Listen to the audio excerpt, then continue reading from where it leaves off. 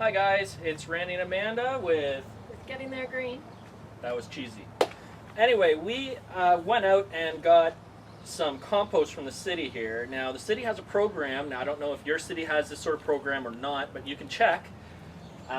What they do is they collect all the yard waste and they compost it for you. You can pick up large amounts of compost for dirt cheap. You go to the store, you're going to buy compost for $6-7 a bag. Well, we get half a yard for that amount. So you may want to check with your city because they are taking your yard waste and turning it into compost, and then you're buying it back from them. So they get it free and you have to buy it from them. But this cost us $7 for half a yard. So that's really good. Now what we're going to do here is we're actually going to show you how the Bartholomew's mix for the soil, how that works. Now we may have touched on it previously in the previous season, but this season we're actually going to focus on this alone, so you guys know what mix to use if you want to use that mix. And Amanda's going to tell you each step as we go along. So we're just going to focus on the pile here so you can see, and then you'll hear her ad-libbing as we go along. All right, so just we'll also have that in the description bar on the bottom here once the video's done. Right, Amanda? Whatever you say, Randy. Whatever I say. I'm the boss. So here we have our compost mix that we got from the city. And what we need to do for Mel Bartholomew's square foot gardening, his soil mixture is 1/3 compost, 1/3 vermiculite, and 1/3 peat moss. So Randy's just going to spread out this compost a bit, and then he's going to add in the other two ingredients, and we'll show you how we mix that all together. What are we going to add first? I like to put both in at the same time. Okay. So we have a bag of peat moss here. Now do you want to bring, oh, let me just move the camera so we can see what that bag of peat moss looks like. There we go. We buy that from just a hardware store, your garden center, whatever. We buy the biggest bags that we can. You may want to note that this one here is 3.8 cubic feet and it's compressed. So there are smaller bags. Watch your prices on these because the bigger you get, the more you save. So really watch that. Yeah, and it's compressed, so one bag, it does a lot. How many bags did we buy? I forget. 4? 3? I think we bought 4, yeah. All right. We're on our last 2.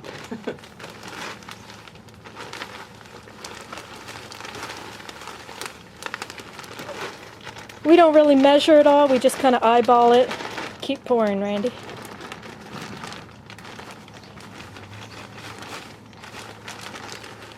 It's very dry and dusty, so if you have any kind of problems with respiratory, wear a mask.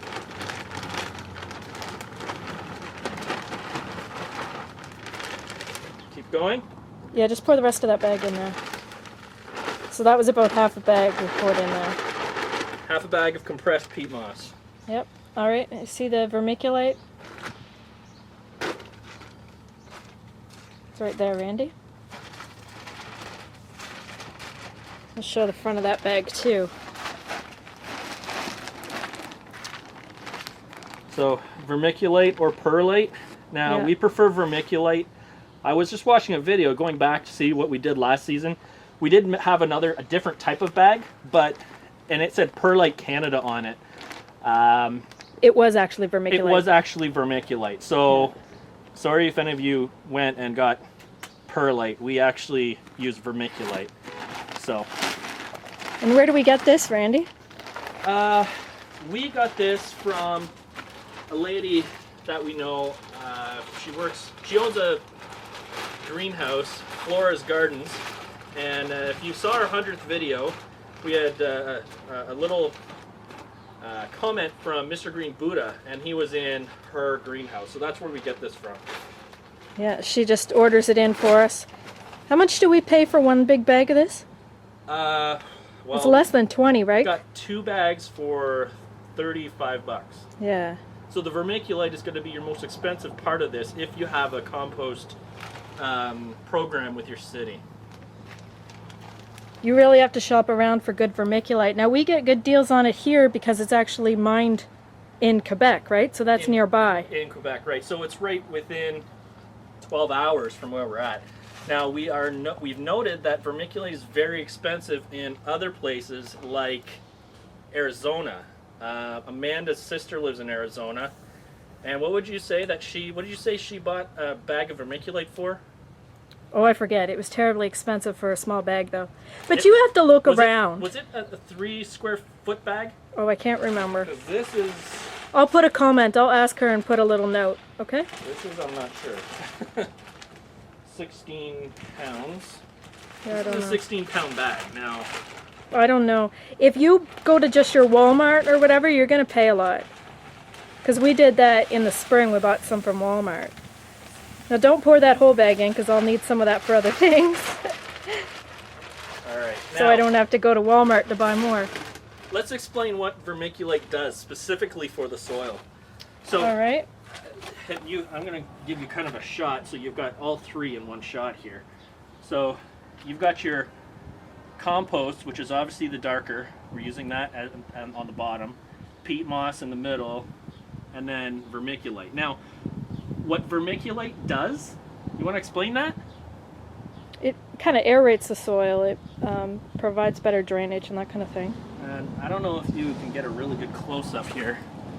Can you get a good close-up of that? Well, If you're far away and you zoom in, it should be good. there you go. Okay. All right, it's really light and blows easy in the wind. Yeah.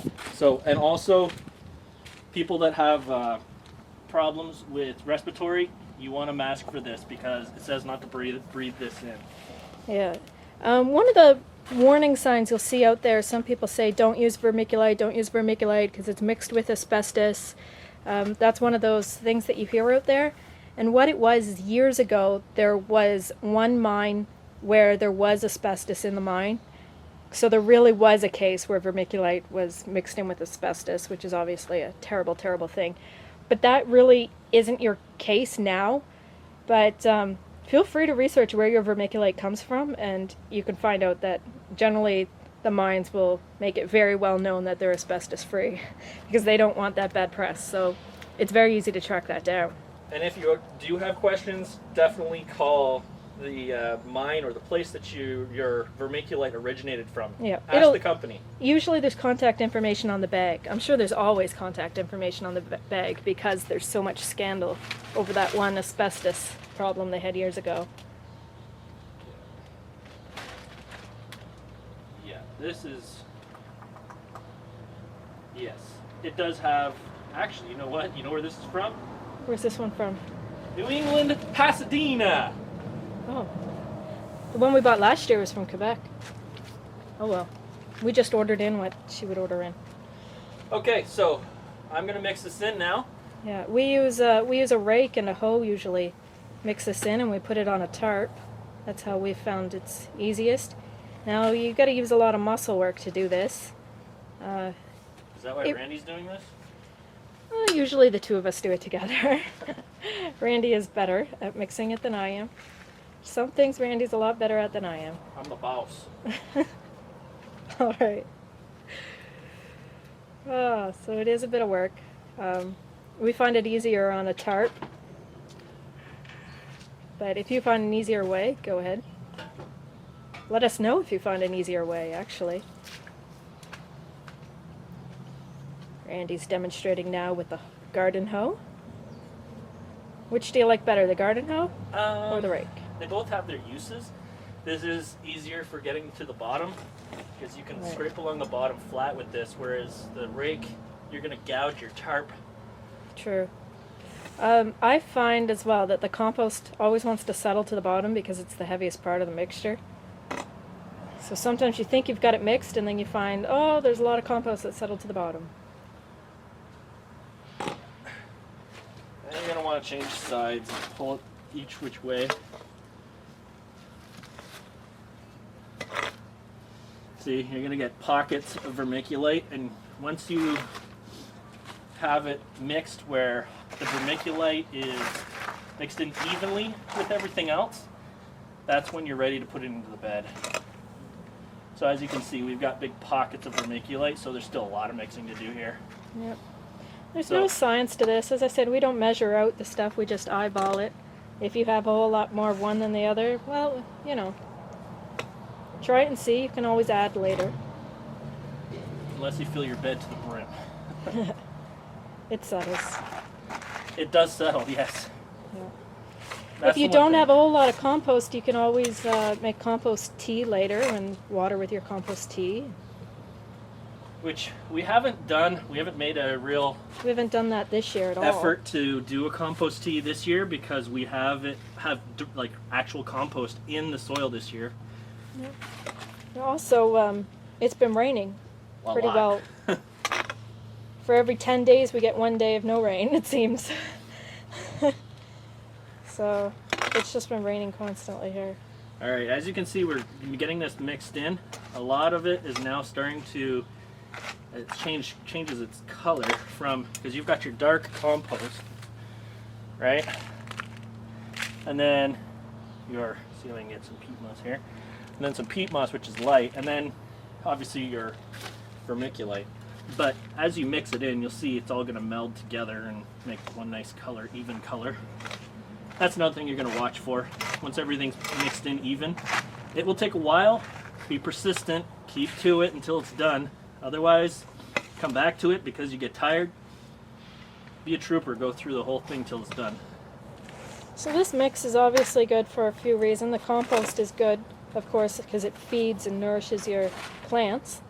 The peat moss soaks up a lot of water, retains the water for you, and the vermiculite aerates it and helps with drainage. Right, Mel's mix is great because it's so light once it's all mixed together.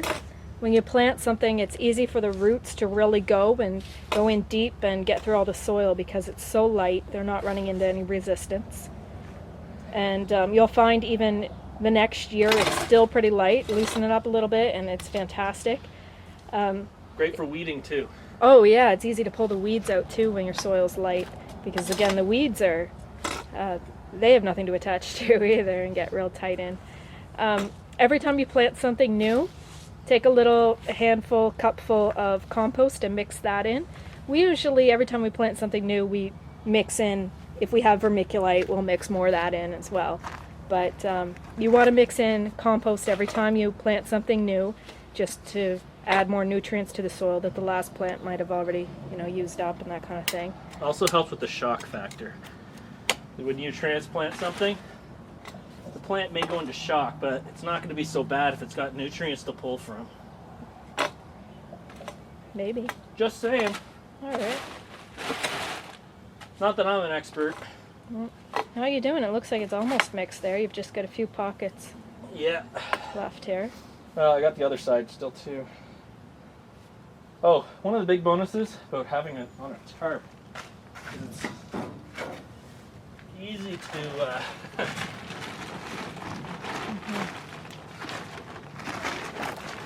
move stuff in. All right, we find we can flip it and you'll see, flip the edges and you'll see if you've got more on the bottom that still needs to be mixed in. It's looking good though.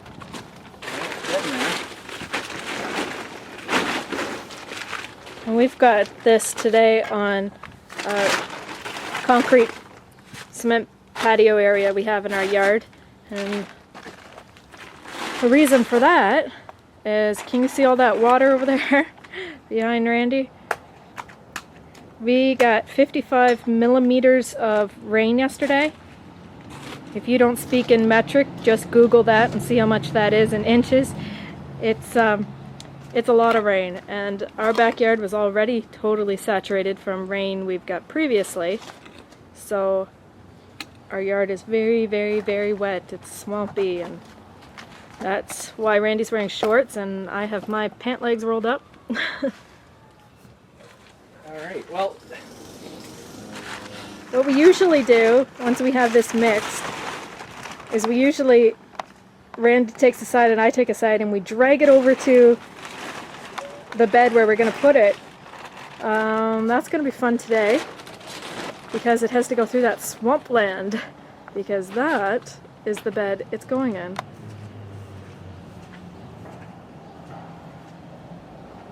Ground is squishing. Yeah. Alright, so we're gonna give that a try. Look at you! Mr. Strongman. Well, good job, Randy. You didn't even need me. Might have to trade you in for a cork. Aww. I'm already a cork. Maybe I come off as a cork sometimes. Oh, we need shovels, don't we? Alright. Like my little shovel, it's an Amanda-sized shovel. Actually, we're really hard on our shovels, and we broke the handles off them accidentally. So the one Randy's going to use is a nice new shovel.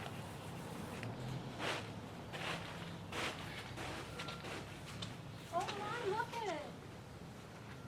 There's strawberries growing out here with flowers on them and everything. Look how far out they go in the lawn. You know, some people use that as ground cover. I don't know how, because like, it's tall. Alright. In it goes.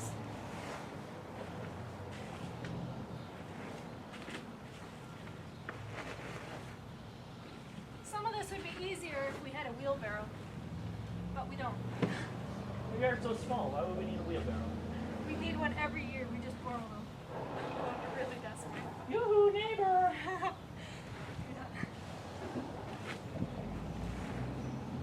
We have great neighbors. Yeah. Alright, well you finish that up. I'm just going to tell them what we're going to do with the leftover that we have here. Because we will have some left here. When Randy finishes filling this up, we're going to have a little left over on the tarp here, and that's okay because you can always find uses for it if you're into gardening like we are.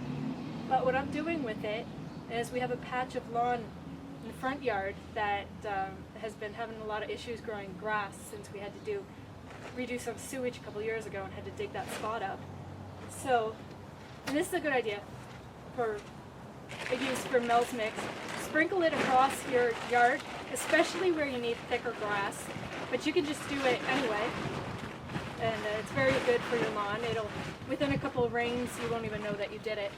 It'll sink right in. But I'm going to sprinkle that in the area where I'm trying to grow grass, and then I'm going to wet it down, put my grass seed on top, wet it down again, and nature is going to help me with keeping it wet for the next few weeks because it just won't stop raining here.